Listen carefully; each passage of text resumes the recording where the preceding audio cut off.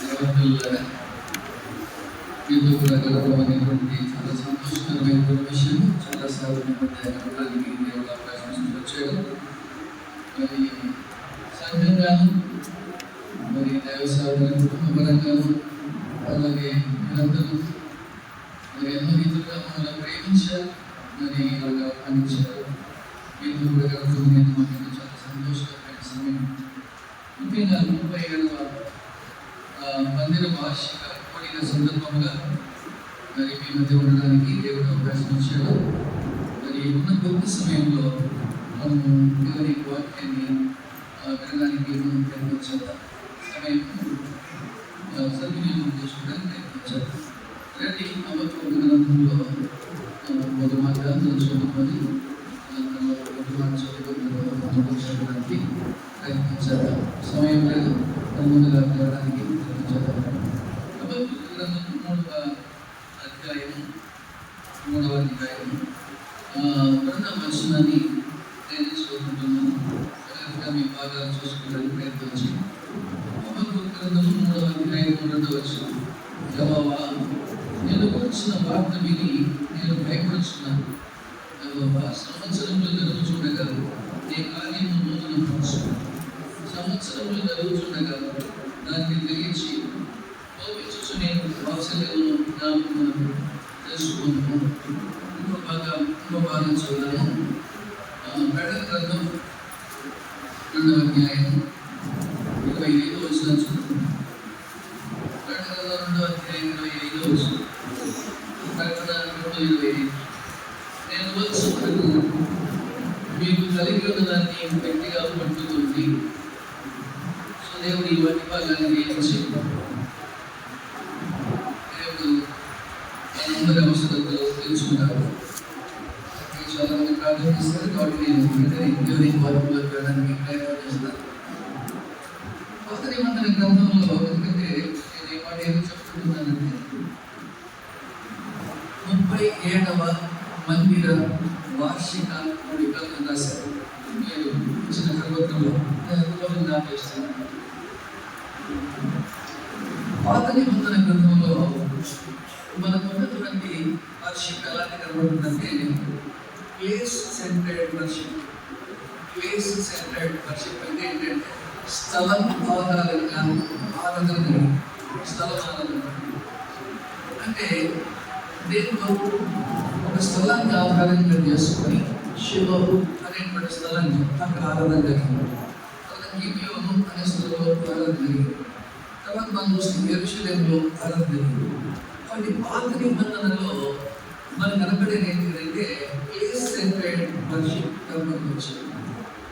అది కొత్త నిబంధనకు వచ్చేటప్పటికి దేవుడు సిస్టమ్ని మార్చారు. ప్లేస్ సెంటర్డ్ వర్షిప్ లేదు, person centred worship. Person centred worship అంటే ఒక వ్యక్తి ఉన్నారు. ఎవరైతే యేసుక్రీస్తు వారు. ఆయన ఎక్కడ ఉంటే అక్కడ వర్షిప్ జరుగుతారు. అందుకని ఎక్కడ ఇద్దరు ఉంటారు, నా నామములు కూడుకుంటారు, నేను వారి మధ్య ఉంటానంటాడు, అక్కడ వర్షిప్ జరుగుతారు. సో కాబట్టి న్యూ టెస్టిమెంట్లో ప్లేస్ సెంటర్డ్ వర్షిప్ లేదు, పర్సన్ సెంటర్డ్ వర్షిప్ ఉంది. కాబట్టి మనకు ఇన్ని రకాలుగా దేవుడు మిమ్మల్ని డెవలప్ చేసి దేవుడు కృప ఇచ్చి ఈ స్థానానికి తీసుకొని వచ్చి మనము ఇన్ని రీతులుగా ఎన్నో విషయాలు మాట్లాడుకుంటూ. కాబట్టి దేవుడు మన మధ్య ఉన్నాడు, మనతో కూడా ఉన్నాడు, మన మధ్య ఉంటానని చెప్పిన ఆ మాటలు చాలా ప్రాముఖ్యమైనటువంటి. కాబట్టి ఈనాడు ఈ ప్రాముఖ్యమైన విషయం ఏంటి అంటే ఈనాడు సంఘంలో ఉన్నటువంటి దేవుడు ఏం కావాలి అని కోరుకున్నాడు సంఘంలో అంటే మనకు తిమోతికి రాసినటువంటి పత్రికలో ఆయన ఎలాంటి సంఘాన్ని ఎలాంటి చర్చిని కావాలి అని కోరుకున్నాడో మనం చూస్తాం. అంటే చూడండి, దేవుని వాక్యంలో తిమోతికి రాసినటువంటి మొదటి పత్రిక 3వ అధ్యాయం 15వ వచనం. నేను ఆలస్యం చేసిన దేవుని మందిరంలో అనగా జీవము గల దేవుని సంఘములో. దేవుని మందిరములో అనగా దేవుని మందిరం కావచ్చు. దేవుని మందిరంలో అనగా జీవము కలిగిన దేవుని సంఘం అంటారు. జీవం కలిగిన దేవుని సంఘం. ఈ జీవము కలిగినటువంటి దేవుని సంఘాన్ని మరి ఎవరు కాపాడగలుగుతారు? ఇందులో జీవం ఉండేటట్టుగా జీవముగా కాపాడగలిగినటువంటి వారు మనమే. చాలా సంఘాల్లో ఈనాడు, చాలా చర్చెస్లో ఈనాడు జీవం లేదు, నిర్జీవంగా ఉన్నాయి. నిర్జీవంగా ఏం సంతోషం లేదు. కేవలం కార్యక్రమాలు జరుగుతూ ఉంటాయి కానీ సంఘంలో ఎలాంటి జీవము, వైవిధ్యంతో కూడినటువంటి జీవితాలు, మార్పు చెందిన జీవితాలు, ఐక్యత, సంతోషము, సమాధానము ఇవన్నీ మనం కనబడము. చాలా ప్రోగ్రామ్స్ జరుగుతుంటాయి. ప్రోగ్రామ్స్ ఎందుకంటే జరగాలి కాబట్టి జరుగుతుంది. సో అది కాదు. సో నేను ఈ మనం చదువుతున్నానంటే for the past few years నేను ఇక్కడికి వస్తుంటున్నాను. నేను ఇక్కడ చూడగలిగింది ఏంటి అంటే సంఘంలో ఉన్నటువంటి జీవం. ఈ జీవాన్ని మీరు అంతవరకు కాపాడుకోవాలి అనేటువంటిది నా హృదయంలో ఉన్నటువంటి ఆవేదన కూడా.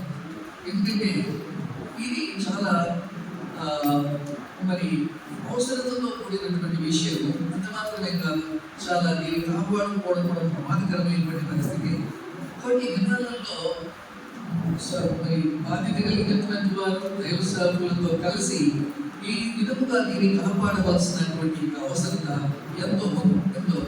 ఇక్కడ మనం జ్ఞాపకం చేసుకోవాల్సినటువంటి విషయం ఏంటంటే సంవత్సరాలు గడుస్తూ ఉన్న కొద్ది ఇక్కడ మనము హబక్కూ గ్రంథంలో 3 అధ్యాయాలు కనబడతాయి. 3 అధ్యాయాలు కనబడితే 1వ అధ్యాయంలో లోకం ఎట్లా ఉంది, లోకంలో ఉన్న పరిస్థితులు ఎట్లా ఉన్నాయి, అయితే పరిశుద్ధుడైనటువంటి దేవుడు ఆయన వీటన్నింటినీ చూస్తా ఎలా మౌనంగా ఉంటున్నాడు అని ప్రవక్త యొక్క ఆవేదన కనబడతాడు.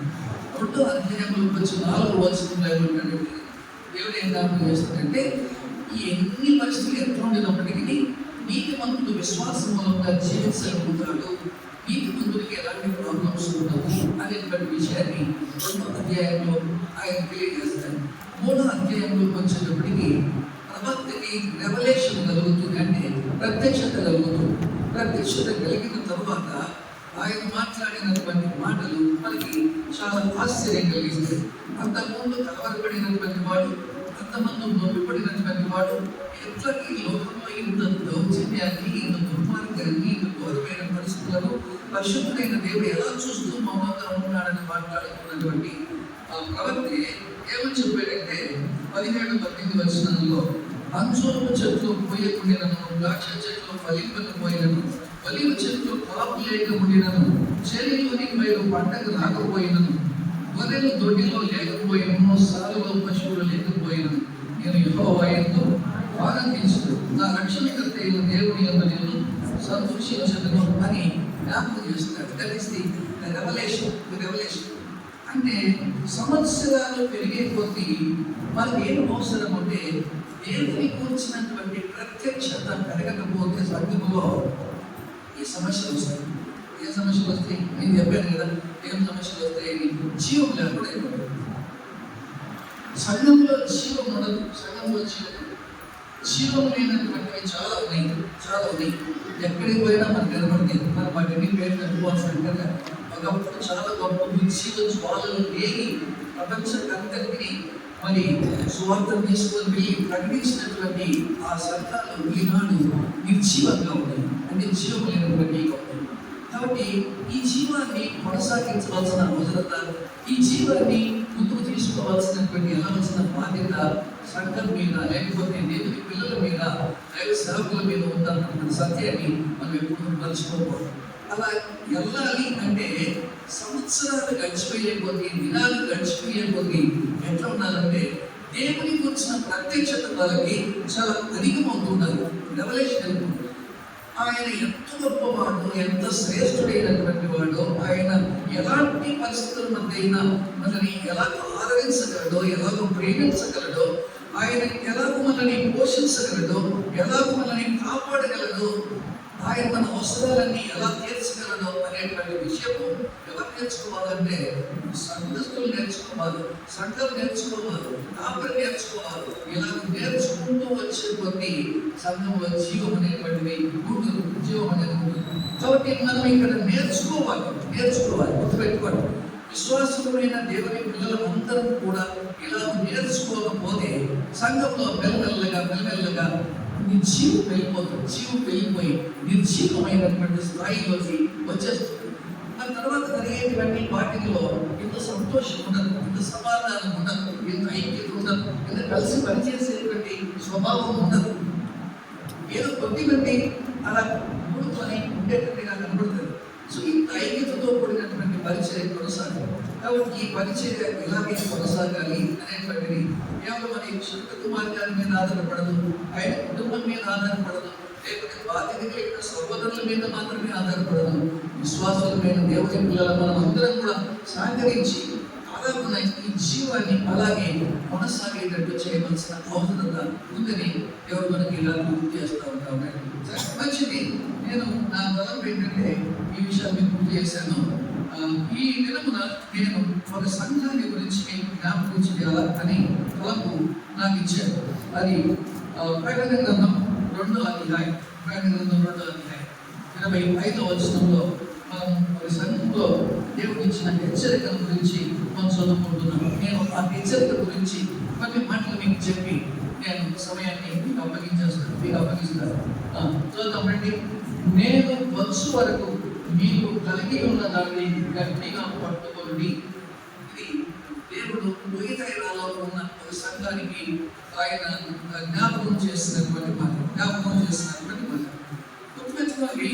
మరి ఇక్కడ మనం ఎఫెసు సంఘంలో ఆరంభించి లవోదికీయ సంఘం వరకు 7 సంఘాలని, అంటే 7 రకాల కాలాలని, ఆయా కాలాలలో సంఘం యొక్క పరిస్థితులను జ్ఞాపకం చేస్తూ ఉండేటువంటి దినాలలో ఉన్న సంఘం యొక్క మరి పరిస్థితులను గుర్తు చేస్తూ వచ్చాయి.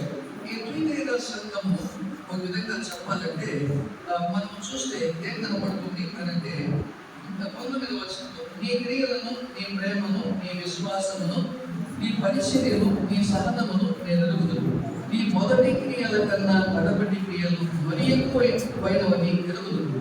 అయినను నీ మీద తప్పు ఒకటి మోపవలసి ఉన్నది అని దేవుడు జ్ఞాపకం చేస్తున్నాడు.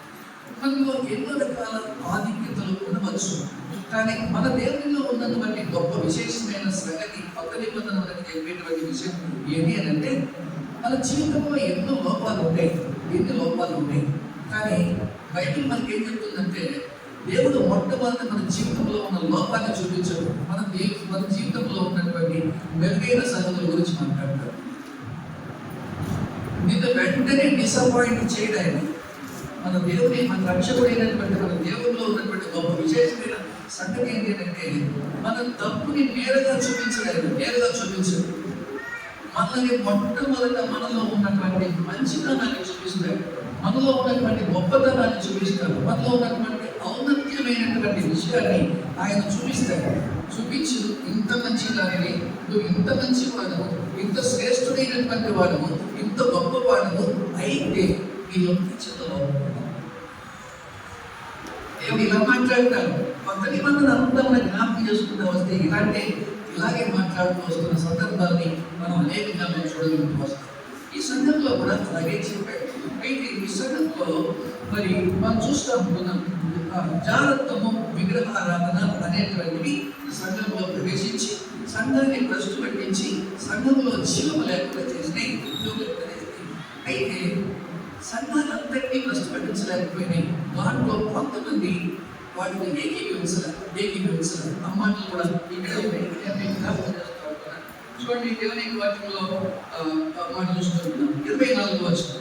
అయితే తుయతైరలో కడప వారైన మీతో అనగా ఈ బోధను అంగీకరింపగా సాతాను యొక్క గూఢమైన సంగతులను ఎరుగమని చెప్పుకున్న వారందరితో నేను చెప్పుచున్నదేమనగా, మీపైని మరి ఏ మార్గము పెట్టను, నేను వచ్చు వరకు మీకు కలిగిన దాన్ని గట్టిగా పట్టుకోండి. అంటే కొంతమంది ఈ 2 విషయాలతో ఏకీభవించుకున్నారు. వారు ప్రత్యేకతను కాపాడుకున్నారు, శేషాన్ని నిలబెట్టుకున్నారు. వాళ్ళు జాగ్రత్తగా వారి యొక్క మరి విశ్వాస జీవితాన్ని కొనసాగించుకుంటూ వస్తున్నటువంటి వారికి దేవుడు ఈ హెచ్చరిక ఇచ్చారు. మళ్ళీ కొత్త నిబంధనలో మనం గమనం చేసేటువంటి మరో ప్రాముఖ్యమైన విషయం ఏంటంటే, దేవునితో కూడా నడుస్తున్న వారికి దేవుడు హెచ్చరిక ఇస్తారు. దేవునితో కూడా నడుస్తున్న వారితోనే దేవుడు మాట్లాడతాడు. దేవుడితో ఏకీభవిస్తున్నటువంటి వారి విషయంలోనే ఆయన కనెక్షన్ ఉంటుంది. గుర్తుపెట్టుకోండి, కొంతమందికి కనెక్షనే ఉండదు. వాళ్ళ జీవితం విచ్చలవిడిగా ఉంటుంది. చాలా మంది అనుకుంటారు సో హ్యాపీ అనుకుంటారు. They are not so happy. ఎవరైతే దేవునితో ఉంటారో, ఎవరైతే దేవునితో నడుస్తారో, ఎవరైతే దేవుని వాక్యానికి ప్రాణానికి ఇస్తారో, ఎవరు దేవుని విషయంలో పట్టింపు కలిగిన వారిగా ఉంటారో, అలాంటి వారికి దేవుడు డీ చేస్తాడు. వాళ్ళ విషయంలోనే ఆయన పట్టింపు కలిగి ఉంటాడు. వాళ్ళనే కరెక్ట్ చేయడానికి ప్రయత్నం చేస్తాడు. వాళ్ళతోనే మాట్లాడడానికి ప్రయత్నం చేస్తాడు. వాళ్ళని సరిదిద్దడానికి ప్రయత్నం చేస్తాడు. వాళ్ళని ముందుకు సాగి వెళ్ళేటువంటిగా సిద్ధపరచడానికి ట్రై చేస్తాడు. కాబట్టి నాతో ఏం మాట్లాడలేదు అంటే నువ్వు చాలా దూరంగా ఉన్నావు సంఘానికి, దేవునికి వెళ్తావు. ఈ విషయాలు మనం దేవుని యొక్క వాక్యంలో గమనించవలసిన అవసరత ఉంది. దేవుని పిల్లలకి మనం చూస్తూ ఉంటున్నాం. చెడిపోయిన వారికి ఎలాంటి హెచ్చరిక లేదు. వారు ఆల్రెడీ చెడిపోయి ఉన్నారు. విగ్రహారాధనలో ఉన్నారు, జాగ్రత్తలో ఉన్నారు. వారు పాడైపోయి ఉన్నారు. వారు ఆ ప్రస్తుత సమాచారం ద్వారా సంఘాన్ని ప్రస్తుతంలో తీసుకోవడానికి కొంతమంది చెడిపోయి వాళ్ళ గురించి పట్టించుకోలేదు. ఎవరైతే బాగున్నారో వాళ్ళకి ఒక హెచ్చరిస్తున్నారు. గమనం చేసుకోండి. మనకి మాకేనా శ్రమలు, మాకేనా కష్టాలు, మాకేనా బాధలు, మాకేనా ఇబ్బందులు, మాకేనా వాళ్ళకి చాలా బాగున్నాయి అనుకుంటున్నావా? నిన్ను ఆ పరిస్థితి కూడా దేవుడు తీసుకొని వెళ్తున్నాడంటే ఈజ్ డీలింగ్ విత్ యూ. దేవుడు నీతో కూడా ఉన్నాడు, నిన్ను నడిపిస్తున్నాడు, నిన్ను పట్టుకుంటున్నాడు. ఇంకా నీ చేయి వదిలిపెట్టలేదు. So you must be happy. నువ్వు చాలా సంతోషించాల్సిన అవసరం ఉందని దేవుడు గుర్తు చేస్తా ఉంటున్నాడు. మంచిది. నేను ఇప్పుడు జ్ఞాపకం చేయదలుచుకుంటున్నటువంటి విషయం ఏంటి అనంటే, ఈ పురిదైన సంఘాన్ని గురించి ప్రభు చెప్పుకుంటున్నటువంటి ఆ మాటల్లో లాస్ట్ మాట మనం చూద్దాం. 29వ వచనం. సంఘములతో ఆత్మ చెప్పుచున్న మాట శరీర వాడు వినుగాక అని ఇక్కడ జ్ఞాపకం చేస్తుంటారు. అంటే ఇక్కడ నేను జ్ఞాపకం చేయదలుచుకున్న సంఘములతో ఆత్మ చెప్పుచున్న మాట అంటే ఇక్కడ నేను త్వరగా చెప్పాలి కాబట్టి నేను త్వరగా చెప్పేస్తాను. ఎందుకంటే సంఘములతో అన్నాడు కాబట్టి ఇది సార్వత్రిక సంఘానికి కూడా సంబంధించినటువంటి మాటలు. సార్వత్రిక సంఘానికి సంబంధించిన మాటలు. రెండోది సంఘానికి, స్థానిక సంఘానికి కూడా సంబంధించినటువంటి మాటలు. రెండోది చెవిగల వాడు వినుగాక రాశాడు కాబట్టి వ్యక్తిగతంగా కూడా సంబంధించి. సో ముగ్గురికి సంబంధించినటువంటి హెచ్చరికని దేవుడు ఇస్తున్నాడు. ముగ్గురికి సంబంధించిన సార్వత్రిక సంఘానికి, స్థానిక సంఘానికి, వ్యక్తిగతంగా ప్రతి విశ్వాసికి దేవుడు కొన్ని హెచ్చరికలు ఆయన ఇస్తూ మీకు కొన్ని నేను ఇచ్చాను. ఆయన ఏమి చెప్తుందంటే, నేను వచ్చు వరకు మీకు కలిగి ఉన్న దానిని గట్టిగా పట్టుకొని, కలిగి ఉన్న దానిని అంటే అర్థం ఏంటంటే, నీకు ఆల్రెడీ నేను కొన్ని ఇచ్చాను, కొన్ని అప్పగించాను, లేకపోతే కొన్ని పొందుకున్నావు, కొన్ని నీకు తీసుకున్నాను, నేను ఇచ్చాను. ఆ ఇచ్చిన వాటిని నువ్వు జాగ్రత్తగా పట్టుకోకుండా, వాటిని జాగ్రత్తగా పట్టుకోకపోతే మన సంఘం చాలా నష్టపోతుంది. సో సంఘానికి అవన్నింటినీ కూడా పట్టుకొని ఉండవలసిన అవసరత ఉందని దేవుడు గుర్తు చేస్తూ ఉన్నాయి. అయితే ఏమి గట్టిగా పట్టుకోవాలి? అప్పగింపబడిన వాటిని అనేటువంటి వాటిని మనం చూస్తూ ఉంటున్నాం. యూదా పత్రికలో కూడా కొంచెం చూడండి, ఎక్కడో మాట ఉంటుంది. యూదా పత్రిక 1వ అధ్యాయం అంటే 3వ వచనం. ప్రియులారా, మనకందరికీ కలిగిన రక్షణ గురించి మీకు రాయబడిన విశేషాసక్తిలో వాడే ప్రయత్నం పరిశుద్ధులకు ఒక్కసారి అప్పగింపబడిన పోవాలా. అయితే దేవుడు కొన్ని మనం అప్పగించాడు. ఏం అప్పగించాడు? నేను వరుసగా ప్రయత్నం చేస్తాను. ఏం అప్పగించాడు? కొన్ని అప్పగించాడు. కొన్ని మనం కలిగి ఉన్నాం. వాటిని ఎట్లా కలిగి ఉన్నాం, ఏ విధంగా పొందుకున్నాం, వాటన్నిటిని ఎలా కాపాడుకోవాలి అనే విషయాన్ని మనం చెప్పుకోవడానికి ప్రయత్నం చేస్తాం. అంటే మొట్టమొదటిగా దేవుని వాక్యంలో నుండి మనం మామూలుగా చదువుకుంటున్నటువంటి విషయాన్ని చదువుకున్నాం. యోహాను సువార్త 3వ అధ్యాయం 16 వచనం వరకు చదవండి. యోహాను సువార్త 3వ అధ్యాయం 16 వచనం.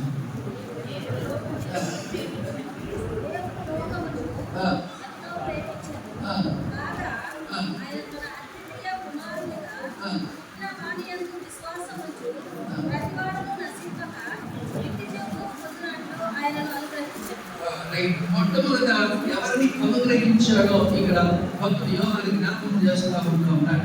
ఆయనను అనుగ్రహించను. ఈ మాట మనం చూస్తే యెషయా గ్రంథం 9వ అధ్యాయం 6వ వచనంలో, లూకాసు సువార్త 2వ అధ్యాయం 11వ వచనంలో కూడా కనబడ్డారు. మొట్టమొదటిగా సంఘానికి దేవుడు ఎవరిని ఇచ్చాడంటే ఆయన కుమారుడిని ఇచ్చింది. సంఘము అనే దానికి ఆయన ప్రాధాన్యత. అందుకనే కొలస్సీ 1:18లో పొమ్మంటే రెండు సార్లు త్వరగా కొలస్సీ 1:18. సంఘము అను శరీరమునకు ఆయనే శిరస్సు. ఆయనకు అన్నిటిలో ప్రాముఖ్యము గల నిమిత్తము ఆయన ఆది అయ్యుండి మృతులలో నుండి లేచుటలో ఆది సంబోధుడాయను. కాబట్టి సంఘానికి ఆయన ఇచ్చిన మొట్టమొదటి ఏంటి అంటే దేవుని కుమారుడైన యేసుక్రీస్తు ప్రభువు. ఈ యేసుక్రీస్తు ప్రభువుని మనం ఏం చేయకూడదు అని అంటే చాలాసార్లు మనం అనుకుంటాం అనమాట. ఎక్కడికి వదిలిపెట్టేస్తాం ఆయన్ని, కాడిపోతాడు అని అనుకుంటాం. ఇక్కడ సంఘము అనే మాట ఏమైపోతుందంటే సంఘానికి ఏంటంట, సంఘము అను శరీరమునకు ఆయనే శిరస్సు. ఆయనే శిరస్సు. బట్ ఈ యొక్క సంఘానికి శిరస్సు ఎవరు అంటే శిరస్సు ఎవరు కాదు. దైవ సేవకులు మేము కాదు, లేకపోతే చెప్పండి సంఘ పెద్దలు కాదు, ఎవరు కాదు. ఈనాడు చాలా మంది శిరస్సులు అయిపోయింది. అందుకనే జ్ఞాపకం చేస్తున్నాను, మనకు ఆ రెవల్యూషన్ లేదు. మనకు ఒకటే శిరస్సు, ఆయన యేసుక్రీస్తు. సో అదే ఆయన శిరస్సు అయిపోతున్నాడు. అయితే దేవుని వాక్యంలో మనకి ఏం జ్ఞాపకం చేస్తూ ఉంటుంది అంటే కొలస్సీలకు రాసిన పత్రిక 2వ అధ్యాయం 19వ వచనం. 2:18 అతి వినయ ఆసక్తుడై దేవదూత ఆరాధన ఇచ్చగలిగి తాను చూసిన వాటిని గురించి గొప్పగా చెప్పుకొనొచ్చు, తన శరీర సంబంధమైన మనసు వలన ఊరకు ఉప్పవచ్చు, శిరస్సును హత్తుకొనని వాడు ఎవడునో అని నేనంటే ఇక్కడ శిరస్సును హత్తుకోని వాడు ఉన్నాను. సంఘము అనేటువంటి ఈ యొక్క దీనికి శిరస్సు యేసు ప్రభువు అయితే ఈ సంఘం ఎవరికి హత్తుకోవాలి? యేసు ప్రభువు హత్తుకోవాలి. యేసు ప్రభువుతో హత్తుకోకుండా ఇప్పుడు హత్తుకోనని వాళ్ళు కొంతమంది ఉన్నారు. వాళ్ళ ఊరికి ఉప్పొచ్చున్నారు. వాళ్ళు తమంతకు తాముగా హెచ్చించుకుంటున్నారు. వాళ్ళు దేవుడి నుంచి దూరమైపోయినటువంటి వారిగా ఉంటా ఉన్నారు. అంటే ఒక ప్రమాదం ఉంది, జ్ఞాపకం చేస్తూ ఉంటా ఉన్నారు. ఏం ప్రమాదం ఉంది? అందుకని నేను ఈ విషయాలు చెప్పే కంటే ముందుగా ఇక్కడ కొన్ని విషయాలు మీకు చెప్పాల్సినటువంటి అవసరం ఉంది. మనం ఏమి పట్టుకోవాలి అనే వాటిని అప్పగించిన వాటిని మనం చూసుకోవచ్చు. అయితే ఏం ప్రమాదం ఉంది? యోహాను సువార్త 10వ అధ్యాయము ఆ ప్రమాదం కూడా చెప్పిన తర్వాత నేను మీకు విషయాలు చెప్పడానికి ప్రయత్నం చేస్తాను.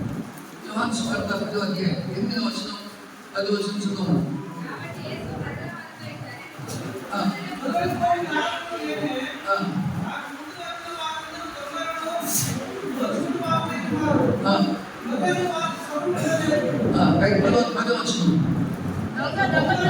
దొంగతనమును హత్యను నాశనము చేయవచ్చును కానీ మన ఏది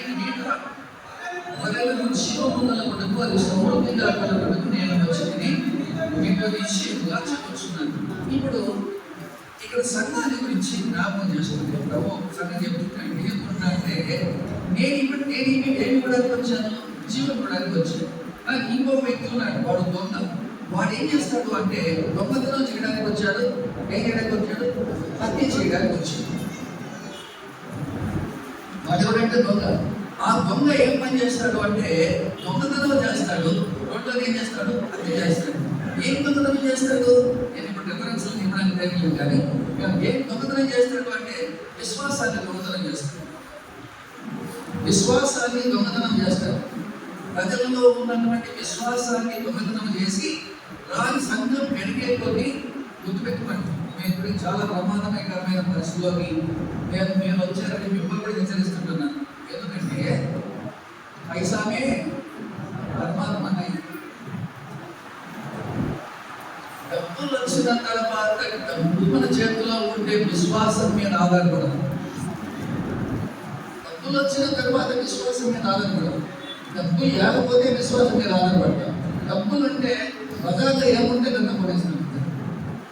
బజార్లో ఏం దొరికితే కొంటాం, ఏం చేయాలనుకుంటే ఏం చేస్తాం, ఏ పని కావాలంటే ముందుకు వెళ్ళిపోతాం, అంతా వెళ్ళిపోతుంటుంది. ఏం జీవం ఉండదు. వాడు మనలో పెరిగి ఆత్మీయంగా పెరుగుతున్న కొద్దీ, మనలో డబ్బు పెరుగుతున్న కొద్దీ, మనము డబ్బు విషయంలో సమృద్ధి కలిగే కొద్దీ మనలో ఏం తగ్గిపోతుంది అంటే విశ్వాసం తగ్గిపోతుంది. నువ్వు ఇంతకుముందు దేవుని మీద ఎంతగా ప్రతి చిన్న విషయంలో ఆధారపడుతూ వచ్చావో ఇప్పుడు అలా ఆధారపడేది ఉండదు. ఏం కావాలా? బంగారం అంతే. ఏం తక్కువ వస్తుంది? బంగారం అంతే. So that will be the status. విశ్వాసాన్ని దొంగతనం చేస్తాడు. మనకి ఎన్ని డబ్బులు ఉన్నా, మనకి ఎంత హోదా ఉన్నా, మనకి ఎంత స్థితికి ఎదిగినా విశ్వాసంతో అప్పటి అన్ని విషయాల్లో ఈ డబ్బు నాది కాదు అన్నట్టుగానే ఉండాలి. నాది కాదన్నట్టుగానే ఉండాలి. రెండోది వాడు ఏం చేస్తాడంట? హత్య చేస్తాడు. ఏంటి హత్య చేస్తాడు? మనస్సాక్షిని హత్య చేస్తాడు. చాలా మంది సంఘాల్లో జీవం లేకపోవడానికి కారణం ఏంటంటే చాలా మందిలో మనస్సాక్షి హత్య చచ్చిపోయింది. So they will not care anybody. వాళ్ళు ఎవరిని లెక్క పెట్టరు, ఏది పట్టించుకోరు.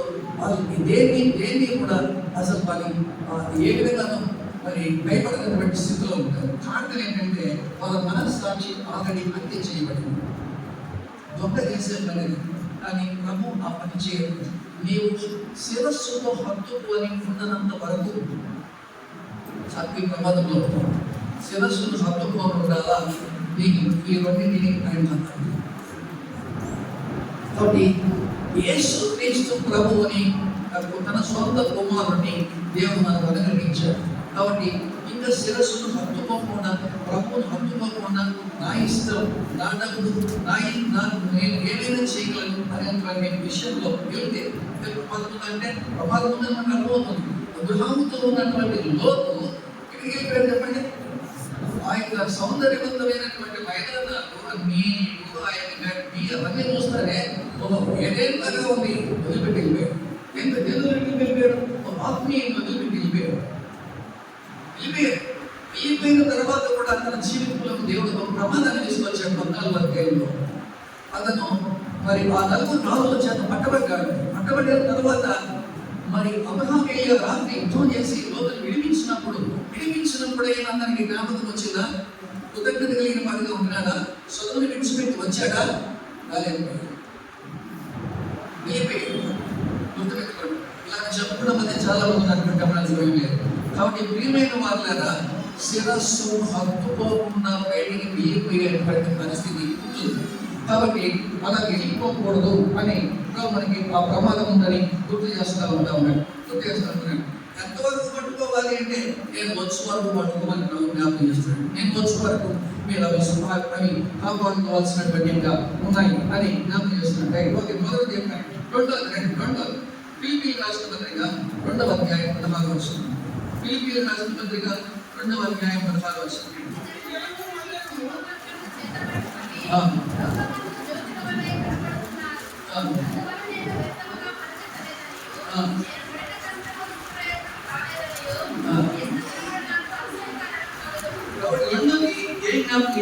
ఆయన మనకి ఇచ్చినటువంటి అట్టి జనము మధ్యలో మీరు జీవవాక్యమును చేత పట్టుకొని మన దగ్గర ఏమో చెప్పండి, మన చేతులు ఏమని? దేవుని యొక్క జీవవాక్యం మన దగ్గర ఉంది. దేవుడు జీవవాక్యాన్ని దేవుడు మనకి ఇచ్చాడు. ఇది జీవవాక్యం. ఈ వాక్యం ఏమిస్తుంది అంటే జీవం ఇస్తుంది. ఈ వాక్యం మనతో మాట్లాడతారు. ఈ వాక్యంలో జీవం ఉంది. ఈ వాక్యము మనని ఎంతగా మారుస్తుంది అని అంటే చాలా మందికి ఇది అర్థం కాదు. నేనైతే ఇప్పుడు చెప్పడానికి టైం లేదు, కానీ దేవుని వాక్య మూలముగా జన్మించిన వాడు చెప్పండి. దేవుని వాక్యంలో యోహాను రాసిన మొదటి పత్రిక 2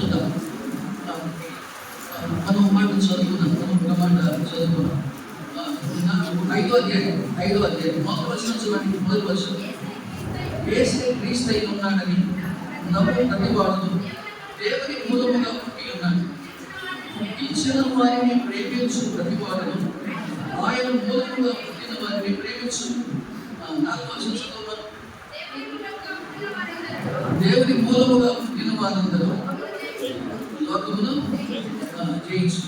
కాబట్టి దేవుని మూలముగా అనగా దేవుని యొక్క వాక్య మూలముగా పుట్టిన వారు మనం చూస్తాం. ఎక్కడ చూస్తాం?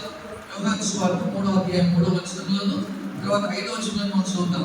కాబట్టి మూడు నీటి మూలముగాను జన్మించడానికి గురించి మరి అక్కడ యోహాను రాస్తారు. అంటే దేవుని యొక్క వాక్య మూలముగా జన్మించినటువంటి వారు. ఎందుకు ఈ మాట చాలా ప్రాముఖ్యం ఏంటంటే ఇది రక్షణలో చాలా ప్రాముఖ్యమైనటువంటి విషయం. రక్షణలో ఎంత ప్రాముఖ్యమైనటువంటి విషయం అనంటే మనం చూద్దాం, గమనం చేయండి. ఒక వేప విత్తనాన్ని మనం భూమిలో వేద్దాం. వేప విత్తనాన్ని భూమిలో వేస్తే అది ఆ విత్తనము ఒలిసినప్పుడు చిన్న మొలక వస్తుంది. అదేంటో మనకి ఏం మొలక కూడా తెలియదు. ఆ మొలక పెరిగి పెద్ద అయిపోయినప్పటికీ దానికి ఏం స్వరూపం వస్తుంది? ఆ గింజలో నుంచి వచ్చిన జీవము చివరికి వేప చెట్టు యొక్క స్వరూపం. ఆ గింజ ఈ వేప చెట్టులో నుంచి వచ్చింది, ఈ గింజలో నుంచి వేప చెట్టు వచ్చింది. అలాగే నువ్వు దేవుని యొక్క వాక్య మూలముగా నువ్వు జన్మించిన వాడు అయితే అర్థమైందా? దేవుని యొక్క వాక్య స్వరూపంలోకి వస్తాడు. దేవుని యొక్క వాక్ స్వరూపం, దేవుని యొక్క వాక్యంలో యేసయ్య పోలికలోకి నేను వస్తాను. చాలా మంది దినాలలో దేవుని యొక్క వాక్యం ద్వారా దర్శింపబడి రక్షణ పొందినటువంటి అనుభవంలోనికి రాలేకపోతూ ఉంటున్నారు. ఒకవేళ ఏ విధంగా చేతనైనా మీరు రక్షణ పొందినప్పటికీ లేకపోతే యేసులో ఎగినప్పటికీ దేవుని యొక్క వాక్యం యొక్క తాకిడి చేత మీరు రక్షణలోనికి రావడం చాలా ప్రాముఖ్యమైనటువంటి విషయం. దేవుని యొక్క వాక్యమే మనల్ని ఆ రక్షకుడైనటువంటి ప్రభు యొక్క స్వరూపంలోనికి మార్చగలిగేది, ఆ జీవాన్ని తీసుకొని రాగలిగేది. కాబట్టి ఆ విషయం అంతా కూడా 1 కొరింథీ 15వ అధ్యాయంలో మనం చాలా స్పష్టంగా క్లియర్గా గుర్తు చేస్తూ వస్తాడు. కాబట్టి ఈ వాక్యానికి మన జీవితంలో చాలా ప్రాముఖ్యత ఇవ్వాలి. గుర్తుపెట్టుకోండి, ఈ దినాల్లో దేవుని యొక్క వాక్యానికి ప్రాముఖ్యత లేదు. నేను మీ దగ్గర ఎట్లుందో నాకు తెలియదు, కానీ ఎంతసేపు చెప్తారు? That is the first question. 1 గంటలో బయటికి చేయలేరా? అందరినీ పంపించలేరా? కావాలంటే 3 సెషన్లు పెట్టుకోండి, 20 నిమిషాలు చెప్పి పంపించేసి. That is the attitude of people now. దేవుని యొక్క వాక్యముల గురించినటువంటి శ్రద్ధ మనం కోల్పోయింది. దేవుని యొక్క వాక్యం గురించిన శ్రద్ధ మనం కోల్పోయాం. అందుకని చెప్తున్నాడు ఇంకో మాట నేను చూద్దాం. హోషేయ గ్రంథము 8వ అధ్యాయం. ఇశ్రాయేలు ఎందుకు చనిపోయారు? ఇశ్రాయేలు ఎందుకు పాడైపోయారు? ఇశ్రాయేలు ఎందుకు చెరగెళ్ళిపోయారు? 8వ అధ్యాయం 12వ వచనం.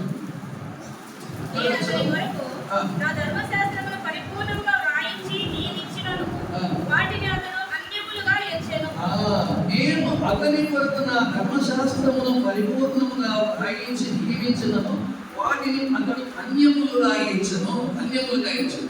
దేవుని యొక్క వాక్యాన్ని వారు తిరస్కరించారు, దాన్ని అన్యమైన దానిగా ఎంచారు. ధర్మశాస్త్రాన్ని వారు పట్టించుకోవాలి. అందుకనే ఇశ్రాయేల్ జనాంగం చెడిపోయింది, ఇశ్రాయేల్ జనాంగం పాడైపోయింది, ఇశ్రాయేల్ జనాంగం చెరగలిపోయింది. ఇశ్రాయేల్ జనాంగం 70 సంవత్సరాలు చెరగలిపోవడానికి కారణం ఏంటంటే దేవుని యొక్క వాక్యాన్ని వారు తిరస్కరించడానికి. ప్రేమైన వాళ్ళ దేవుని యొక్క వాక్యాన్ని మనం తిరస్కరించినట్టయితే, దేవుని యొక్క వాక్యాన్ని మనం తృణీకరించినట్టయితే, దేవుని యొక్క వాక్య విషయంలో శ్రద్ధ మనం కోల్పోయినట్టయితే మనం దేవుని యొక్క స్వరూపంలోనికి మార్చబడేటువంటి అనుభవంలోనికి రాలేదు. కాబట్టి దేవుని యొక్క వాక్యం యొక్క శ్రద్ధ అవసరం ఉంది. ఇది 3 మనకి ఏం అప్పగించబడిందో దేవుని యొక్క వాక్యంలో నుండి జ్ఞాపకం చేస్తున్నారు. పేతురు రాసినటువంటి 1వ పత్రిక 2వ పత్రిక 1వ అధ్యాయం 1వ వచనం. పేతురు రాసిన 2వ పత్రిక 1వ అధ్యాయం 1వ వచనం. యేసుక్రీస్తు దాసుడును అపోస్తలుడైన సీమోను పేతురు మన దేవుని యొక్క రక్షకుడైన యేసుక్రీస్తు యొక్క నీతిని బట్టి మా వలనే అమూల్యమైన విశ్వాసము పొందిన వారు. ముఖ్యమైన 3వ ఏమిచ్చాడు ఆయన? సంఘానికి ఏమిచ్చాడు? విశ్వాసం ఏమిచ్చాడు? సార్వత్రిక సంఘానికి ఏమిచ్చాడంటే అమూల్యమైన విశ్వాసాన్ని ఇచ్చాడు. అమూల్యమైన విశ్వాసాన్ని ఇచ్చాడు. ఈ అమూల్యమైన విశ్వాసాన్ని మొట్టమొదటిగా దేవుని కుమారుని గట్టిగా పట్టుకోవాలా, రెండోది జీవ వాక్యాన్ని గట్టిగా పట్టుకోవాలా, మూడవది అమూల్యమైన విశ్వాసాన్ని గట్టిగా పట్టుకోవాలి. అమూల్యమైన విశ్వాసాన్ని గట్టిగా పట్టుకోవాలి. చాలా మంది ఈనాడు విశ్వాసులము అని జ్ఞాపకం చేసుకుంటున్నాం. ఈ విశ్వాసము అనేటువంటిది గుర్తుపెట్టుకోండి. ఇంతమంది దేవుని వాక్యం వింటున్నాను ఇక్కడ, గుర్తుపెట్టుకోండి. ఇంతమంది దేవుని వాక్యం విన్నా కానీ ఈ వాక్యాన్ని చాలా మందిని, అందులో చాలా మంది గుర్తుపెట్టుకోండి, ఎంతో మందిని ఈ వాక్యాన్ని ఏం చేస్తున్నాము, వెళ్ళిపోతున్నాము. కానీ ఏ ఒక్కరికో మాత్రమే ఆ వాక్యంలో ప్రవేశిస్తున్నాము. ఒకరిపై ఇద్దరితో మాత్రమే లోపలికి వెళ్తాం. అంటే విశ్వాసము అనేటువంటిది దేవుడు మనకు అనుగ్రహించినటువంటి వరం. కృప అనేది ఆయన ఇచ్చినటువంటి వరం. రెండో అధ్యాయం 8వ వచనంలో విశ్వాసము కృప అనేటువంటి మాటలు జ్ఞాపకం చేస్తూ ఆయన అంటాడు. కాబట్టి ఈ విశ్వాసము దేవుని ద్వారా మనం పొందుకుంటున్నటువంటి ఈ విశ్వాసాన్ని, ఈ దేవుని ద్వారా ఇవ్వబడినటువంటి విశ్వాసాన్ని ఎట్టి పరిస్థితుల్లో కూడా మనం కోల్పోయేదానికి మనం ఏమాత్రము కూడా వదిలిపెట్టకూడదు. చాలా మంది దినాల్లో విశ్వాసాన్ని వదిలిపెట్టి వెళ్ళిపోయేటువంటి పరిస్థితులను మనం చూస్తూ ఉంటాం. విశ్వాసాన్ని వదిలిపెట్టి ఎందుకు వెళ్ళిపోతున్నాం అంటే మనకు మధ్యలో చాలా సంగతులు వస్తుంటాయి. అన్నిటికంటే ముఖ్యంగా మన విశ్వాసాన్ని వదిలిపెట్టి వెళ్ళిపోవడానికి కారణం ఏంటి అని అంటే గుర్తుపెట్టుకోండి, లోకం. ఈ లోకము మన జీవితంలోకి ఎప్పుడైతే ప్రవేశించినప్పుడు విశ్వాసాన్ని అది హరిస్తూ వస్తుంది. విశ్వాసం లేకుండా చేస్తూ ఉంటుంది. విశ్వాసం లేకుండా పోతుంది. మీరు గుర్తుపెట్టుకోండి, లోకము అంటే ఏదో అనుకున్నారు మీరు. లోకం అంటే ఏదో కాదు. దేవుని పట్ల ఉన్నటువంటి విశ్వాసాన్ని హక్కులో నుంచి దొంగిలించింది ఏంటి చెప్పండి. అక్కడ చెప్పేసింది సైతాను. చూద్దాం దేవుని వాక్యంలో మనం జ్ఞాపకం చేసుకుంటాం. మనం లోకము అంటే ఏంటో మనకు అర్థం అయితే తెలుస్తుంది. యోహాను రాసిన మొదటి పత్రిక 2వ అధ్యాయం 15వ వచనం. ఈ లోకమునైనను లోకములో ఉన్న వాటినైనను ప్రేమింపండి. ఎవడైనా లోకమును ప్రేమించిన ఎడల తండ్రి ప్రేమ వారిలో ఉండదు. లోకములో ఉన్నదంతయు అనగా శరీరాశయు, నేత్రాశయు, జీవపుణ్యమును తండ్రి వలన పుట్టినవి కావు. ఆదికాండం 3వ అధ్యాయంలో పనిచేసింది మూడేనండి. ఆదికాండం 3వ అధ్యాయంలో పనిచేసింది ఇవే, ఈ మూడే. శరీరాశ, నేత్రాశ, జీవపుణ్యము అనేవి పనిచేసినాయి. అప్పలో నుంచి ఆదాములో నుంచి ఏం తీసేసినాయి అంటే దేవుని మీద వచ్చి విశ్వాసాన్ని తీసేసినాయి. విశ్వాసం తొలగించబడ్డది, విశ్వాసం తీసివేయబడ్డది. విశ్వాసములో నుంచి వాళ్ళు తొలగిపోయారు. వాళ్ళు ఎవరిని విశ్వసించారు అంటే దేవుని విశ్వసించడానికి బదులుగా వారు సాతాను యొక్క మాటను విశ్వసించారు. కారణం ఏంటంటే వాళ్ళు లోకం ప్రవేశించారు. మన జీవితంలో కూడా లోకానికి ఎంతగా చోటిస్తామో, లోకములోనికి మనం ఎంతగా చొరబడి లోపలికి వెళ్ళిపోతామో గుర్తుపెట్టుకోండి. దేవసేవకులు చెప్పినా కూడా వినరు. ఎంతగా చెప్పినా వినరు. లోకంలోకి చొరబడి వెళ్ళిపోతారు. వెళ్ళిపోయిన తర్వాత అర్థమైందా, అన్న మా అమ్మాయి వాళ్ళని మనకి లవ్ చేసిందన్న. ఏంటేమో లవ్ చేసి అమ్మాయి మరి రేట్ ఓకేమో మంచి నేను ఏం చేయమంటారు అన్న, పెళ్లి చేయాలన్నా. మరి మా అబ్బాయి రక్షణ ఉందా? లేదన్నా. లేకపోతే ఏం చేయాలా? రేపు పొద్దున బాబు తీసుకొచ్చేసి చెప్పండి ఎల్లుండి పెళ్లి చేసి చేస్తున్నాం కాబట్టి లోకం మనని ఎంత నష్టంలో తీసుకొని వెళ్తుంటుందో ఎవరి మాటలు వినడం లేదు. కాబట్టి మన విశ్వాసాన్ని ఎలాగున లోకము హరిస్తుందో, శరీరాశ, నేత్రాశ, జీవుడు, డబ్బం అనేవి మనలను కానీ మన పిల్లలను కానీ లోకములోనికి మనము చొరబడి వెళ్ళిపోయినట్టుగా చేయకూడదు. ఏ మేరకు మనకు హద్దులు ఉన్నాయో ఆ మేరకు కలిగిన హద్దుల్లోనే మనల్ని పిల్లలు ఉంచుకోవాల్సిన అవసరం లేదు. నాకు టైం లేదు కాబట్టి నేను ముందుకెళ్ళాలి. 3 అయిపోయింది. చూద్దాం. దేవుని విషయం 1వ అధ్యాయం 15వ వచనం. 1 తిమోతి ఒకటో మనస్సాక్షిని ఆ, కొందరు త్రోసివేసి ఆ. విశ్వాస విషయమై ఆ. ఓడబద్దలైపోయిన వారి వలె చెడియున్నారు. ఆ. వారిలో హిమనయనీయులు చాలమ్మా చాలు నేను చూసుకుంటున్నాను రెండోది ఏంటి మేము మూడు నేను ఎదురు మనం మూడు అయిపోయింది నాలుగు ఏమిచ్చాడు మనకి అగ్ని మనస్సాక్షిని కొందరు త్రోసివేసి అంటే 18వ వచనంలోకి విశ్వాసం మనస్సాక్షి రెండు కలిసి జ్ఞాపకం చేస్తూ మనకి ఏమిచ్చంటే మంచి మనస్సాక్షిని ఇచ్చింది. మంచి మనస్సాక్షిని ఇచ్చింది. ఈ మనస్సాక్షిని త్రోసివేయడం ద్వారా కలిగే నష్టం గుర్తుపెట్టుకోండి. ఈ మంచి మనస్సాక్షి మనకు ఎలా కలుగుతుంటుంది? ఈ మంచి మనస్సాక్షి మనం ఎలా పొందుకోగలుగుతాం? ఈ మంచి మనస్సాక్షిని మనం కోల్పోతే మనకి ఏమవుతుందంటే నేరారోపణ చేసేటువంటి స్వభావం వస్తుంది. నేరారోపణ చేసే స్వభావం ఇప్పుడు మన దగ్గర లోపల నేరారోపణ చేసే స్వభావం ఉంటుంది. మనం నేరారోపణ కూడా చాలా మందికి చేస్తూ ఉంటాం. చూడండి, ఆ మనస్సాక్షి ఎప్పుడు ఏం చనిపోయిందో ఆదికాండం 3వ అధ్యాయం 11-12 వచనాల్లో ఆదాం ఏం మాట్లాడుతున్నాడు చూడండి. ఆదాం ఏం మాట్లాడుతున్నాడంటే ఎప్పుడైతే లోకాన్ని ప్రేమించినాడో సాతాను మాట విన్నారో వాళ్ళు దిగంబరులు అయిపోయినారో ఏం జరిగింది? 11-12 అందుకు ఆయన నేను దిగంబరివని తెలిపిన వాడెవడు? నీవు తినకూడదని నేను నీకు ఆజ్ఞాపించిన వృక్షఫలములు తింటివా అని అడిగాను. అందుకు ఆదాము నాతో ఉండుటకు నీవు నాకు ఇచ్చిన ఈ స్త్రీయే ఎవరి మీద నేరారోపణ చేసే మనస్సాక్షి. మంచి మనస్సాక్షి పోయింది.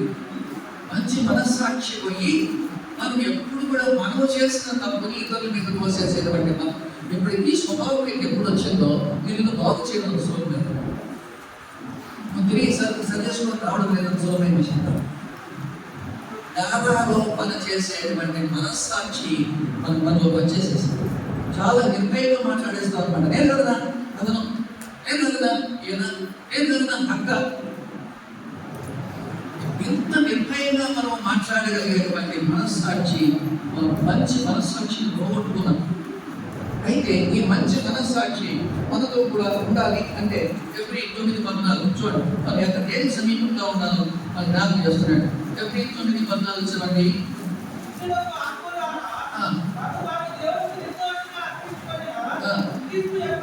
క్రీస్తు యొక్క రక్తము నిర్జీవ క్రియలను విడిచి జీవముగల దేవుని సేవించుటకు మీ మనస్సాక్షిని ఎంతో ఎక్కువగా శుద్ధి చేయను. ఏంటి?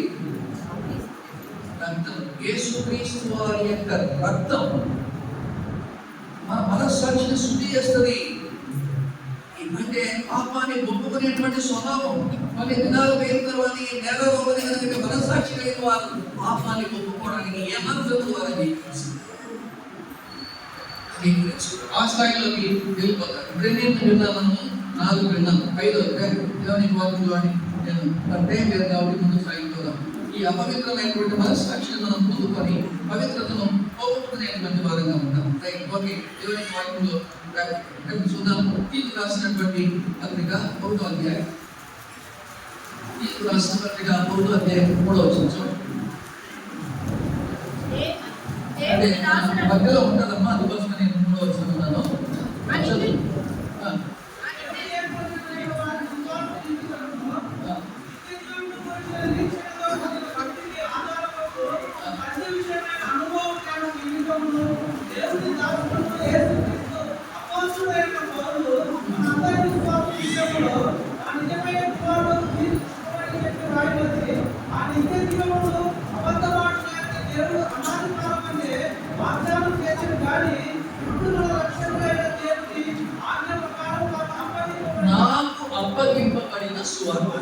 నాకు అప్పగింపబడిన సువార్త ఏంటండి?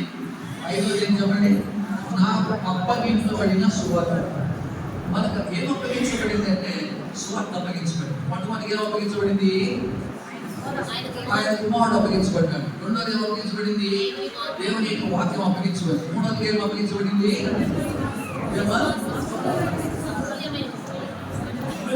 విశ్వాసం. 4వది ఏం అప్పగించబడింది? మనస్సాక్షి అప్పగించబడింది. 5వది అప్పగించబడింది? సువార్త అప్పగించబడింది. మనకు అప్పగించబడినటువంటి ఈ యొక్క సువార్త ఎటువంటి సువార్త అంటే దేవుడు జ్ఞాపకం చేస్తాడు. 2 Corinthians 4 అధ్యాయం 4 వచనం. 2 Corinthians 4 అధ్యాయం 4 వచనం.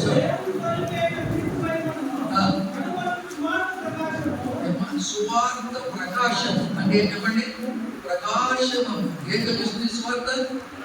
ప్రకాశం, వెలుగు కలిగిస్తుంది. మన హృదయంలో ఈ సువార్త అనేకులకు వెలుగు కలిగించేటువంటి యొక్క సువార్త. ఈ సువార్తను మనం ఎప్పుడు కలిగి ఉండాలి. ఈ సువార్తను మనం ఎప్పుడూ ప్రకటించే వారంగా ఉండాలి. సువార్త భారము కలిగినటువంటి సంఘం అయితేనే అది అభివృద్ధి అవుతుంది, లేకపోతే అభివృద్ధి కాదు. సంఘంలో ఎప్పుడు కూడా సువార్త భారము కలిగినటువంటి వారు ఎంతమంది ఉంటే అంతమంది అలాంటి సంఘం వృద్ధి అవుతుంది. సంఘం వృద్ధి అయ్యేది సేవకుల వల్ల కాదు, గుర్తుపెట్టుకోండి. సేవకుల వల్ల కావచ్చు కానీ, కొన్ని కారణాలు కావచ్చు కానీ, అయితే సువార్త విషయమైన భారము కలిగిన వాళ్ళు ఎంతమంది ఉంటే అంతగా సంఘం వృద్ధి అవుతుంది. ఆ దినాలలో సువార్త భారం కలిగిన వారు అనేక మంది ఉన్నారు కాబట్టి ఎంతో అద్భుతంగా సువార్త వెళ్ళిపోయింది. ఈనాడు సువార్త వెళ్ళలేకపోతుంది. మన ప్రకటన వచ్చున్న వాళ్ళకు కూడా మనం సువార్త చెప్పలేదు. మన పక్కింటి వాళ్ళని కూడా మనం సువార్తకు మనం చేసినటువంటి దాఖలాలు మన దగ్గర ఉండవు. మన సాక్ష్యాన్ని కూడా పంచుకోలేనటువంటి పరిస్థితుల్లో మనం కలిగిన వారంగా ఉన్నాం. కాబట్టి సువార్త ప్రకాశము మన హృదయాలలో ప్రకాశిస్తుంది.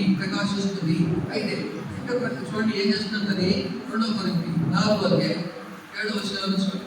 ఆయనను ఆ బలాధిక్యము మా మూలమైనది కాక దేవుని ఉన్నట్లు మంటి ఘట్టములలో ఈ ఐశ్వర్యము మాకు కలదు. అవునండి, ఈ మంటి ఘట్టాలలో ఈ గొప్ప ఐశ్వర్యము ఈ సువార్త ప్రకటించేటువంటి భారము మా మట్టి ఘట్టాల్లో. అందుకని ఇంత దూరం సువార్త. ఇన్ని సౌకర్యాలు ఉన్నాయి, ఏ సౌకర్యాలు లేని భయంకరమైన సముద్రయానం చేయాల్సిన పరిస్థితుల్లో అపోతులైన పౌలు దాదాపు 6,000 కిలోమీటర్లకు పైన ప్రయాణం చేశారని చరిత్ర జ్ఞాపకం చేస్తూ ఉంటారు. 6,000 కిలోమీటర్లకు పైన ప్రయాణం చేసి అంటే ఇంచుమించు ఇక్కడ నుంచి లండన్ అంత దూరం. ఇంత దూరమైన అనేక స్థలాలకు వెళ్ళి సువార్తను ప్రకటించి అనేకులకు సువార్త తీసుకువెళ్ళేటువంటి భారాన్ని కలిగినటువంటి వాడిగా ఉంటా ఉన్నాడు. కాబట్టి ఈ యొక్క జీవము సంఘంలో కూడా చదవడం చూడండి. 2 Corinthians 4 యేసు యొక్క జీవము మా శరీరమందు ప్రత్యక్షపరచబడింది. యేసు యొక్క మరణానుభవమును మా శరీరమందు ఎల్లప్పుడూ వహించుకొని సో పౌలు ఇచ్చిన సాక్ష్యాన్ని ఈ మాటల్ని మనం ఇక్కడ జ్ఞాపకం చేసుకుంటా ఉన్నాం. అయితే మీకు జ్ఞాపకం చేయాల్సినటువంటి విషయం చూద్దాం. దేవుని వాక్యంలో ఏముండాలి అనేటువంటి విషయం 2 Timothy 2:22 విషయం. ఇక్కడ నాకు అన్న ఇచ్చిన టైంకి అయిపోయింది. నేను మీకు జ్ఞాపకం చేస్తున్నాను. 2 Timothy 2:22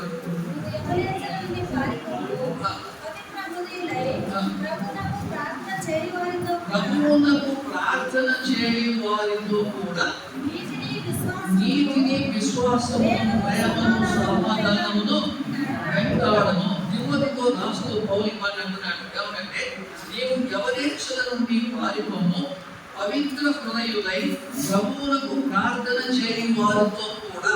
అంటే ఏంటంటే మనం ఒక విధంగా చెప్పాలి, అపోస్తల కాలం 2:42 ఉండేటువంటి విషయం అన్నమాట. అపోస్తలుల బోధ సహవాసం అంటే దేవుడు మనకి ఏమి ఇచ్చాడు?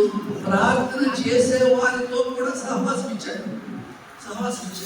సో దేవుడు మనకి ఇచ్చిన ఇంకోటి ఏంటి అని అంటే ఆరోజు సహవాసాన్ని ఇచ్చాడు. ఇది సహవాసం, ఫెలోషిప్. చాలా మంది ఈ ఫెలోషిప్కి దూరం అయిపోతున్నారు. చాలా మంది యొక్క సహవాసానికి దూరం అయిపోతున్నారు. వాళ్ళు ఎప్పుడు ఆదివారం వస్తారు, మళ్ళీ ఆదివారం వస్తారు. ఆదివారం వస్తే మళ్ళీ ఆదివారం వస్తారండి, మళ్ళీ అంత రాదు. కొంతమందికి ఇప్పుడు లేటెస్ట్ ఫ్యాషన్ వచ్చింది. ఏ ఫ్యాషన్ వచ్చింది? ఆల్టర్నేట్ ఆదివారాలు వస్తారు. ఆల్టర్నేట్ ఆదివారాలు, ఎందుకంటే మందిరం ముందు పోయి కూర్చోవడానికి ఉంటుంది. ఏమేమి వాళ్ళ సహవాసం యొక్క విలువ ఎంత గొప్పది అంటే చాలా గొప్పది. సహవాసం మనల్ని చాలా ప్రోత్సహిస్తుంది. సహవాసం మనల్ని చాలా ఉద్యోగం తీసుకుని వస్తుంది. సహవాసం మన విశ్వాసాన్ని కొనసాగించడానికి కారణమవుతుంది. సహవాసం యొక్క విలువని మనం ఎరగనటువంటి వారుగా మరి ఎరగనటువంటి వారే చాలా మంది సహవాసాన్ని పోగొట్టుకుంటుంటారు. సహవాసంలో చాలా గొప్ప సంతోషం ఉంది. ప్రభు పిల్లలతో కలిసి ఉండే దాని వల్ల ఎన్ని ఆత్మీయమైన విషయాలు మనం నేర్చుకోవచ్చు. చాలా విషయాలు నేర్చుకోవచ్చు. ఇక్కడ నేర్చుకోగలిగినటువంటివి చాలా ఉన్నాయి. సహవాసంలో దేవుని ప్రజలతో కలిసి నేర్చుకోగలిగినటువంటి చాలా ఉన్నాయి. అది కానీ దినాల్లో ఎట్లుందంట, ఫిబ్రవరి రాసిన పత్రిక 10వ అధ్యాయం 27వ వచనం. ఫిబ్రవరి 10:20 త్వరగా చదవమ్మా. కొందరు మోహముకొనుచున్నట్టుగా ఏం పాల్పడుతున్నారు? సమాజముగా. సో ఇప్పుడు చాలా ప్రాబ్లమ్స్, చాలా సమాజంగా కూడడానికి ఎంత ఫ్రీక్వెంట్గా రాగలిగితే అంత మంచిది. దేవుని ప్రజలతో కలిసి అలా మనం ఉండడం ద్వారా మనలో ఆ యొక్క జీవం అనేటువంటిది వినగడానికి బుద్ధి అవుతుంది, విశ్వాసం బుద్ధి అవుతారు, వాక్యం బుద్ధి అవుతారు. వాక్యం వెలుగులోకి మనం వస్తాం. వాక్యం మనని చాలా స్పష్టంగా దేవుని యొక్క గొప్ప రెవల్యూషన్లోకి మనం తీసుకొని వెళ్తారు. మనం ఎన్నడూ కూడా విడిచిపెట్టినటువంటి అనుభవం వెళ్ళడానికి కారణం. కాబట్టి ఈనాడు చాలా మంది సహవాసాన్ని విడిచిపెట్టి వెళ్ళిపోతుంటారంటే లేదు నా వస్తున్నామన్నా అప్పుడు కూడా అటెండ్ అవుతున్నామన్నా. అటెండ్ అవ్వడం కాదు, దేవుని యొక్క సహవాసాన్ని అన్ని మీటింగ్స్ ని జ్ఞాపకం చేసుకో. How much time you are spending with the people of God? దేవుని ప్రజలతో ఎంత సమయాన్ని గడుపుకుంటున్నావు? How much time you are spending with the world? లోకంతో ఎంత సమయాన్ని గడుపుకుంటున్నావు? సో చాలా నష్టాన్ని మనం పొందుకునేటువంటి వారంగా ఉంటాం. కాబట్టి ఆరోదిగా మనం జ్ఞాపకం చేసుకుంటున్నటువంటి విషయం ఏంటి అంటే, ఫ్రెండ్ చూద్దాం ఏంటి. నేను ఆరో చెప్పేశాను. అవి ఏంటి, నేను ఎక్కువ టైం లేదు, గుర్తు చేస్తున్నాను. దేవుడు ఆయన మనకి ఇచ్చిన సహవాసం. 7 కొలస్సీయులకు రాసిన పత్రిక 4వ అధ్యాయం 17వ వచనం. కొలస్సీ 4:17 త్వరగా చూడండి.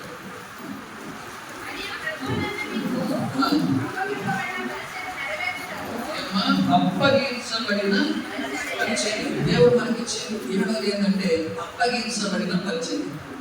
దేవుడు మనకి ఇచ్చింది అప్పగించిన పరిచర్య. దేవుడు మనకి ఏం అప్పగించాడు? దేవుడు మనకి ఏమి ఇచ్చాడు? అప్పగించాడు, పరిచర్యను అప్పగించాడు. సో ఈ పరిచర్యని మనం కొనసాగించాలి. ఈ పరిచర్యలో మనం ముందుకు సాగాలి. ఈ పరిచర్య ఎట్లా ఇచ్చాడు?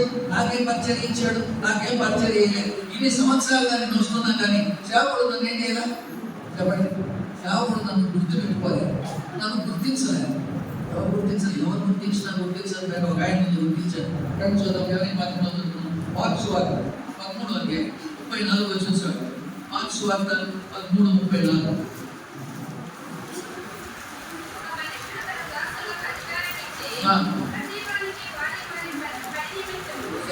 ప్రతి వానికి వారి పని నియమించి అంటే ప్రతి ఒక్కరికి కూడా వారి పని నియమించారు. అపాయింట్మెంట్ అయిపోయింది. నీకు ఏ రోజు రక్షణ పొందినావో, ఏ రోజు ప్రభువుని నీ రక్షకుడుగా అంగీకరించినావో ఆ రోజు నువ్వు అడగాలి. ఏమడగాల? ప్రభా, నన్ను దేవుని మందిరంలోకి తీసుకున్నావు, సంఘంలోకి నన్ను ఒక పార్టీగా చేశావు, నాకేం పరిచయించావు?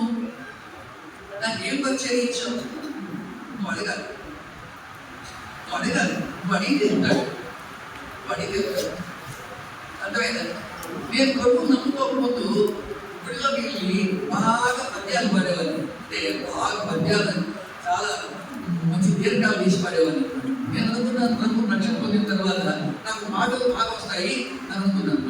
నేను మంచిగా పాటలు పాడుతున్నాను. నాకు పాటలు పాడే వరం నాకు దేవుడు ఇయ్యలేదు. దాని తర్వాత దేవుడు అంటాం, నీ పాటలు పాడే వరం నీకు ఇయ్యలేదు, నీకు ఇచ్చిన వరం దేవుడు వాక్యం ఇచ్చే తలాంతరికి ఇచ్చాను. వాక్యం మీద శ్రద్ధ పెట్టి వాక్యం చదవాలి. అందుకనే మా ఇంట్లో చెప్తా ఉంటారు. ఏం చెప్తుంటారంటే, మా ఆయన సిస్టర్ చెప్తుంటుంది, నేను నా పని చెప్తున్నాను, దేవుడు వాక్యం చదువుతుందని తప్పించాను. ఏమో వాక్యం చదువుతూనే ఉండాలి. సో దేవుని వాక్యం చదవడం అనేది ఒక పరిచర్య అండి. దేవుని వాక్యాన్ని దేవుని దగ్గర పొందుకొని తీసుకొచ్చుకోవడం అనేటువంటి ఒక పరిచర్య అండి. సో పరిచర్యలు రకరకాల పరిచర్యలు ఉన్నాయి. దేవుడు నేను రక్షణలోకి నడిపించిన తర్వాత, దేవుడి మందిరంలోకి సంఘంలో తీసుకొచ్చిన తర్వాత ఏ పరిచయం నాకు ఇచ్చావయ్యా నువ్వు అడగాలి. నువ్వు అడిగితే చాలా పరిచయం అంటాడు. ఏ పరిచయం ఇచ్చాడో ఆ పరిచర్యలో చాలా సులభంగా దేవుడు నాకు ఈజీగా నేను ఎంటర్ అయిపోతాను. నేను కొన్నిసార్లు చూశాను, నేను హార్మోని నేర్చుకోవాలని 3 సంవత్సరాలు ట్రై చేశాను. నాకు ఏడు సిరీలు కూడా ఒక పిల్లలు చెప్పాను అనమాట, బాబు హార్మోని నేర్చుకోరా మేము ఇస్తామంటే వాడు 100 నేర్చుకున్నాను. ఆల్రెడీ దేవుడు నాకు ఇచ్చాడు కదా, దేవుడు నాకు పరిచయం ఇచ్చాడు. ఏమైనా దేవుడు పిల్లరా, దేవుడు మనకి ఇచ్చినటువంటి విషయం. అందుకని ఎక్కడిసైనా ఇప్పుడు ఇది మళ్ళీ చెప్పడానికి టైం కానీ ఓకే, మన జ్ఞాపకం చేసుకుంటూ పోదాం ఫ్రెండ్. ప్రతి ఒక్కరికి కూడా దేవుడు ఈ పరిచయాన్ని అనుగ్రహించాడు అని బైబిల్ గ్రంథంలో చాలా సందర్భాలు ఉన్నాయి. అయితే వీటిల్లో సంఘక్షేమాభివృద్ధి కొరకు వ్యక్తిగతంగా కూడా మనకు అన్ని రకాల పరిచయం చేసేటువంటి కొన్ని భాగ్యాలు ఇచ్చాడు. నేను జస్ట్ ఓకే చెప్తూ లేదు. 2 కొరింథీ 5వ అధ్యాయం జస్ట్ నేను చెప్తూ వేస్తానండి. 2 కొరింథీ 5వ అధ్యాయం 17, 18, 19 వచనం చదువు.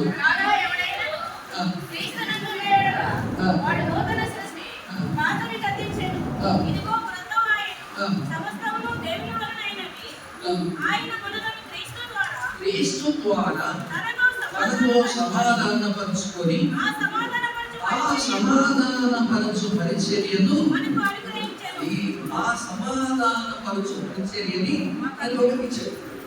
ప్రతి ఒక్కరికి ఇచ్చాడు. దేవునికి శత్రువులుగా ఉన్నటువంటి వారిని దేవునితో సమాధానపరిచేటువంటి యొక్క పరిచర్యను సువార్త ద్వారా కావచ్చు, మీ సాక్ష్యం ద్వారా కావచ్చు, మీ వ్యక్తిగత జీవితం ద్వారా కావచ్చు, ఏ కారణం ద్వారా అయినా కావచ్చు, దేవునితో సమాధానపరిచేటువంటి యొక్క పరిచర్య ప్రతి ఒక్కరికి ఇవ్వడు. ఇది సంఘానికి బాధ్యత, నా బాధ్యత లేదు అనుకోసం లేదు. ఈ పరిచర్య ప్రతి ఒక్కరికి. సో సమాధానపరిచే పరిచయం. 2వ పరిచయం రెండు చూద్దాం. యెషయా గ్రంథం 62వ అధ్యాయం 7వ వచనం చూడండి. యెషయా 62:7.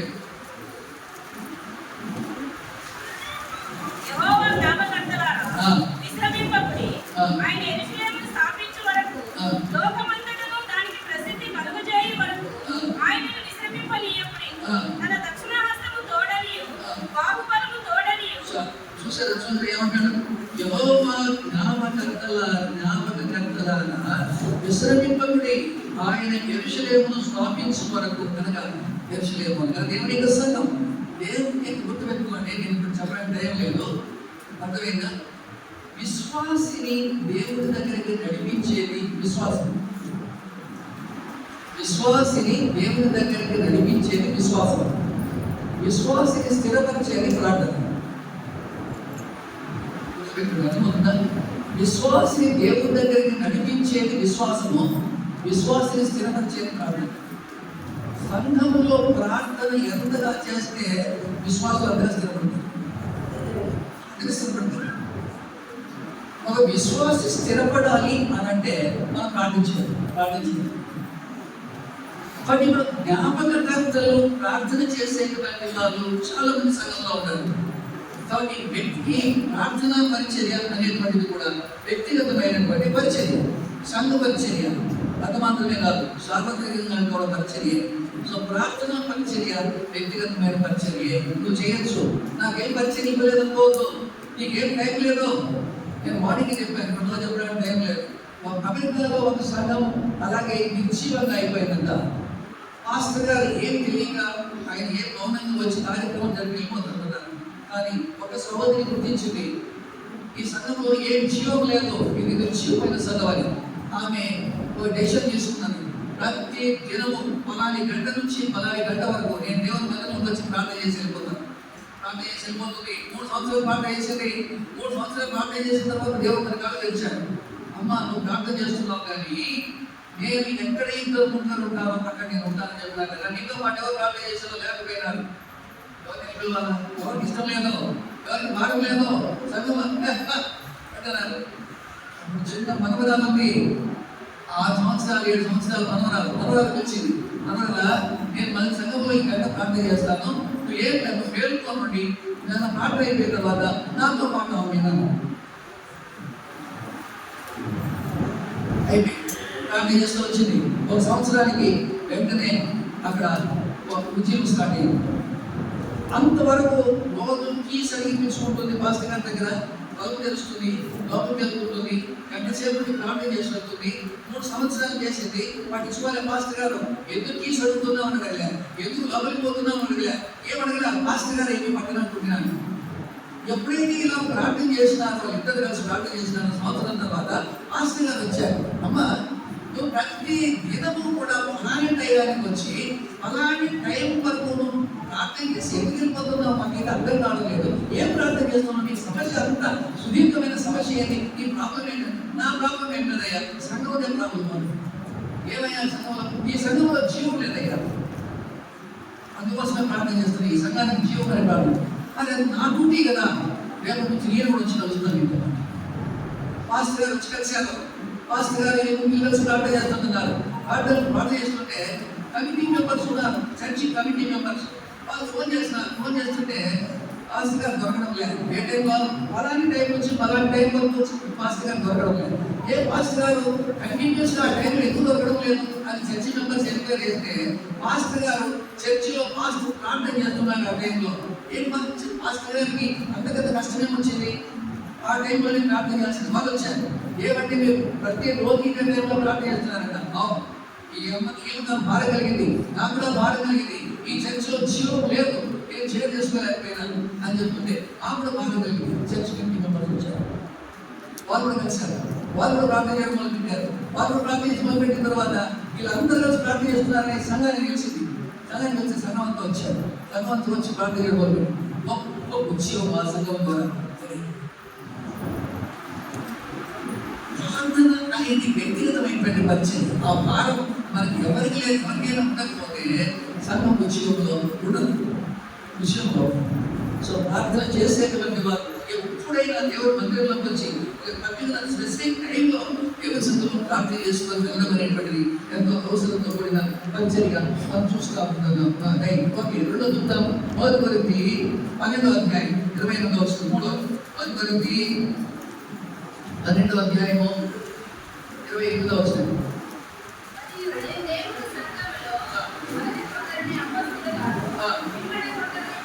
ప్రవక్తలు కాదు,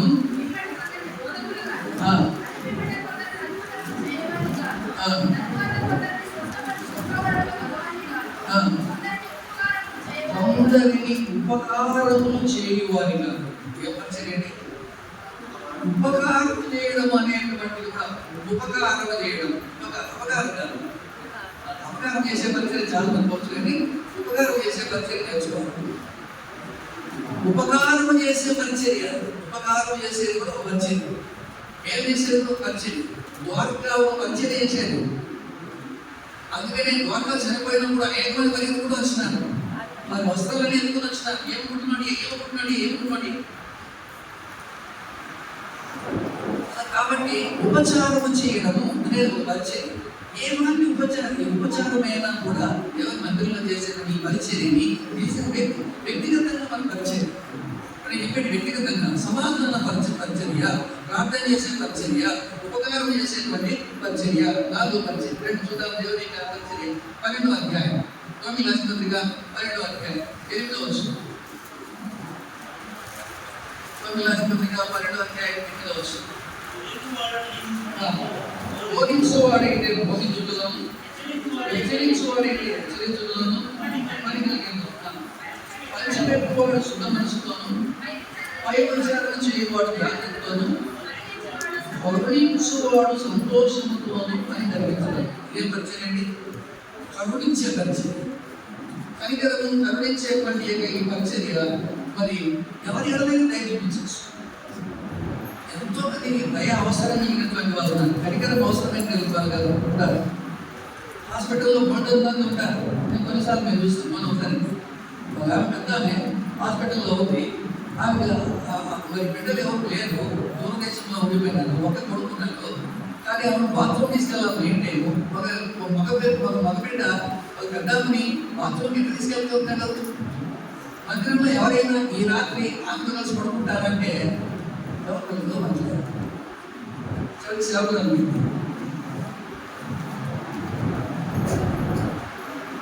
ఎందుకు చేయడం మరి ఇలాంటి పరిచర్యలు ఎందుకు చేయడమండి? ఎంతమందికి ఇలాంటి పరిచర్యకు రెడీగా ఉన్నాం? ఎంతమంది ఇలాంటి పరిచర్యకు రెడీగా ఉన్నాం? సేవకులు మేముంటామని ముందుకు వస్తే అంతవరకు ఇస్తారు. వర్షంలో నుంచి అన్ని పోవాలన్నా మేము చేయలేమా అది ముందు పెట్టి ఆగిపోయేది కాదు కదా. మీరు ఆ దేవుళ్ళ 7 విషయాలు నేను మీకు జ్ఞాపకం చేశాను. సో టైం మనకు ఎక్కువ అయిపోయింది, బోధన టైం కూడా అయిపోయింది కాబట్టి నేను ఎక్కువ మళ్ళీ కూడా రిపీట్ చేయలేదు. ఇవన్నీ మన 7 విషయాలు 7 సంగతులని దేవుడు మనకి ఇచ్చాడు.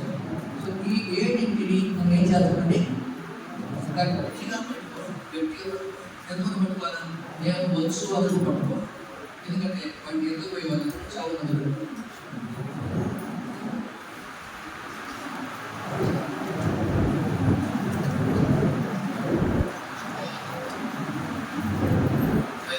సమయం తీసుకెళ్ళి సమయాన్ని చాలా మంది ఇచ్చారు.